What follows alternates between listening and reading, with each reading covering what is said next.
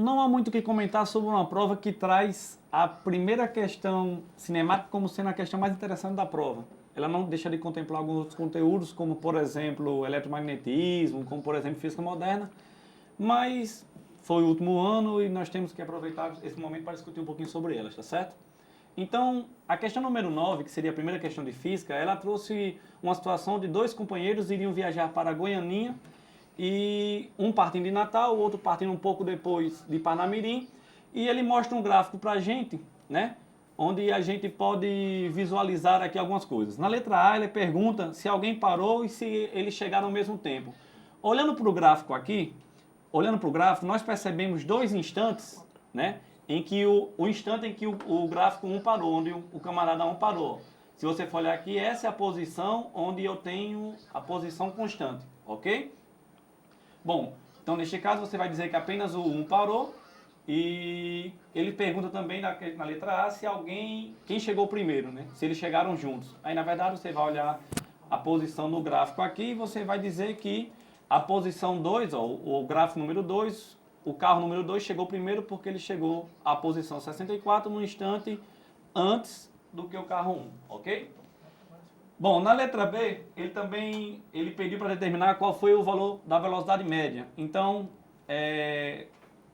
a velocidade média dos carros. Então, por exemplo, se você acompanhar comigo aí, ó, velocidade média do carro 1 seria D menos D0 sobre T menos T0. Então, 64 menos 0, 1 menos 0, 64 km por hora, ok? Para o carro 2, esses valores seriam aí, já que ele começa da posição 8, então seria 64 menos 8, 0,9 sobre 0,1, 70 km por hora, ok? Logo, a velocidade média de 2 foi maior do que a de 1, tá? Já no caso da alternativa C, ele pede para saber se alguém cometeu excesso de velocidade que no trecho era de 5 km por hora. Para saber isso, é necessário que você volte para o gráfico 1 e veja que no gráfico 1 eu tenho a maior velocidade instantânea como sendo aqui, ó, no carro 1, a maior inclinação possível. Então, se você volta para aquele trecho e calcula, né? Então eu tenho aí, ó, 64 menos 8, 56 sobre 0,5, 112 km por hora, e o outro com 75, sendo assim o carro 1 cometeu excesso, ok? A questão número 10, uma questão muito mais simples de calorimetria, ele perguntar na letra A quanto precisaria de calor para aquecer a água de 25 a 75, então ele fornece a equação, você substitui aí, ó, massa, calor específico e variação de temperatura, né? E encontra o resultado de 750 quilocalorias. Na letra B, ele pede aí para determinar qual seria o calor da combustão, qual seria o calor da combustão da lenha e do gás, tá certo? Então só substituir a forma que ele forneceu, ó, M vezes C para cada um deles, e você encontra os valores 7.500 e 15.000. Na letra C ele pede para saber quem é o mais eficiente e fornece que a eficiência é o calor absorvido pela água sobre o calor total.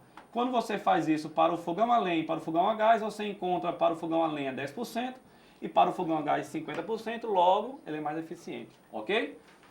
Bom, a questão número 11 é uma questão que todo professor de física gosta de comentar na aula. Ele fala sobre o chuveiro nas posições de verão e inverno e ele pede na letra A para determinar qual seria a posição de ligar a chave na posição Y e X, e aí você determina que a posição Y seria a posição para determinar o uso do inverno, porque comprimento menor, resistência menor, corrente maior, maior potência dissipada por efeito Joule.